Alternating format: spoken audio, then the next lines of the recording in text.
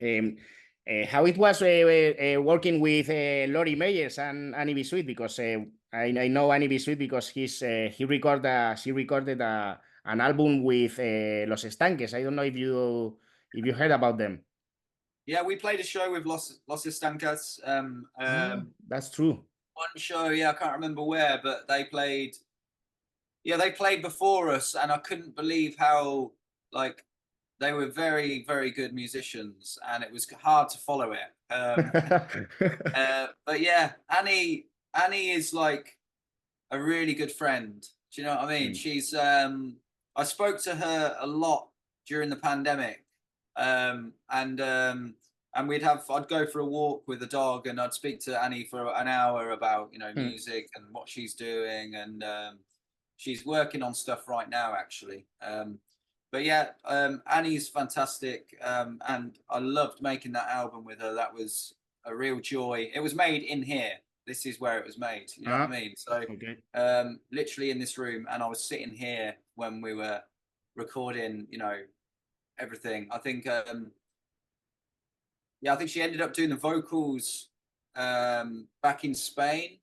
I think, yeah, and that was just because we ran out of a bit of time, And I think she also got frustrated with the English weather because it was cold and winter, and she didn't realise how cold England is. But yeah, and Laurie Mayers, like I see Nonny as a really good friend as well, and well, all of them, they're all they're great musicians. They're great to work with, and that album Through the Pandemic was like so fun to make, and that again was made in here, remotely, but it was such a great record to work on, and I had the pleasure of getting up on one song on Hacete Bala at their show at the Pink in Madrid, which I saw that in Within Center. It was amazing. I was late getting on stage, and it wasn't my fault. I want you to know that, because nobody told me that I was on stage, and I was waiting downstairs, and I was playing acoustic guitar, and then after a while I noticed the beginning of the song, and it was like, it was the keyboard part, and I was thinking, this is the song. Why nobody came down? And then someone finally came down, and they'd been looping it around, and I walked on stage like so late. And I looked at Nonny, and I just wanted to say to him, I was like, honestly, I'm so sorry. Like I was ready. I was waiting, I spoke to him afterwards though, and we were just laughing about it. But that's one of the biggest gigs that I've ever been on stage for, So it was really special, and I felt really close to that song because I put a lot of love and effort into making that album. Like I really did. I really fell in love with the songs. Yeah. Nice. Also, I wanted to ask you if you have changed your vision about the bands of the century from 2010 to till days, because I don't know if in some other interviews you have said that you didn't was very very satisfied with the new music of this century. Maybe that has changed in the last years, or you have looked for new bands that has inspired you more than other years.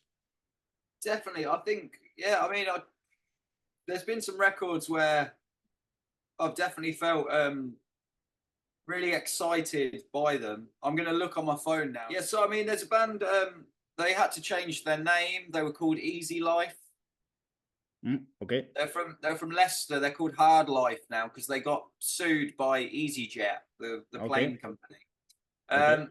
They've got some really interesting, unique music. It genuinely doesn't sound like anybody, and I think it really straddles the line between like there's like hip hop in there, but there's also like really great songs that have very interesting chord changes, and they're clearly like.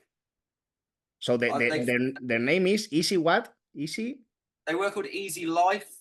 Easy Life. Okay. but now they're called Hard Life. I really like their stuff. I think it's like production is really good as well. It sounds really, really well recorded. And then I mean, it's as far as like bands that like are more like, I guess like guitar driven. I don't know. I'm not found anything that's really blew me away. Yeah.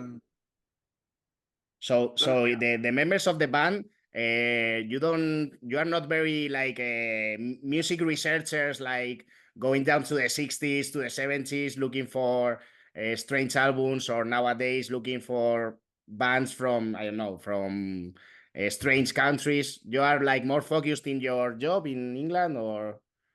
No, well, I think for Tom, I think Tom is always searching, and he finds like loads of interesting music. For me, I think especially if I'm writing, I try not to listen to anything. It's always how I've worked, and because I think the only thing I really listen to, I listen to a bit of the radio, and obviously you hear stuff on the radio that's good, but like on Six Music, which is obviously way more left field than the mainstream. Yeah. But for me, when I'm working on songs, I don't want to be directly influenced by something new. No, I'd not rather not to get contaminated in some way, right? Yeah, and I mean that in the most like pleasant way. I think for me, I'd rather sit in silence and be frustrated that I haven't got a song than listen to something and go, oh, even if I'm subconsciously, I'm not going to do something like that song. Yeah, for It's sure. never been the way, you know, and I think that's why it's much better to sort of channel old music, because it feels like you're not going to try and compete with something that's current. And because you see it in the pop world all the time, you know, like Kylie brings out a song and then suddenly someone else has a song that's kind of like that, you know, or Dua Lipa brings out a song and somebody does a song that's like Dua Lipa. I think we are inspired by what's going on in the pop world still. Yeah. But I think what you do is you just pull an element from it and then you make it your own, you know. And I think, I mean, Padam Padam by Kylie Minogue is brilliant.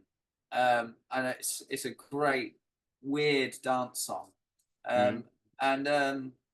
Yeah, people should check that out if they haven't, because it's just like some crazy dance song. It's not that pop, actually. It's quite dark. Okay. I will hear that now in a moment. Okay, so just to finish the interview, just a pre-question. Like, I heard that, or I think that you're more a band like an experimental pop band or experimental rock band, rather than the that movement that was created in some ways 10 years ago about the new psychedelic trend, or the new psychedelic band with King Gizzard, with maybe the OCs in some years ago. But I think that the band of the Temples is like avoiding. It's of course you are playing some psychedelic ways, in some psychedelic spirit in the way that you express yourself as a band. But I think that you are more comfortable in that, like more open level that is experimental pop, and let's see what we do, right? Yeah. I think you analysed it very well. I think that's exactly what we do, and I think we could have quite easily just became like a pastiche, just do the 60s thing, and but we've never wanted to, and we didn't even on the first album. We didn't want to be like, we got given the term that we were like like psychedelic, you know, like it was. So for us, we're kind of just like, it's kind of like, it's pop music, but with pop music with something else. And I don't know what the something else is. And I guess that's where the Temples bit comes in. But you know, like we don't want it to be just straight down the middle. I think Mhm. the most straight down the middle pop song that we've probably done is Paraphernalia, Mm.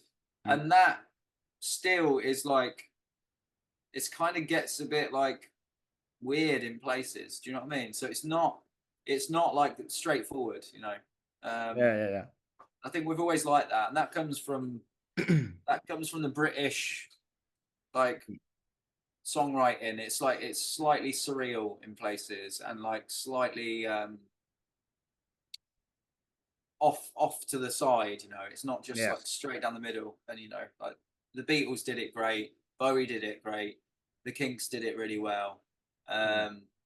So many bands have done it great, even 80s bands like Yeah, yeah. Tears for Fears, Japan. Like Japan are like hugely influential. I mean, we sound nothing like Japan, but like Japan wrote some amazing music, you know. Gentlemen Take Polaroids, Mm. Quiet Life. Like these are like incredibly interesting pop songs, you know. Yeah, yeah, Some of yeah, them are just very left field, but like their yeah. singles are really good pop songs, you know.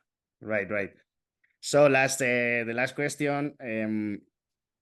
What can we expect in Madrid for your concert in the 12th of November here in Madrid?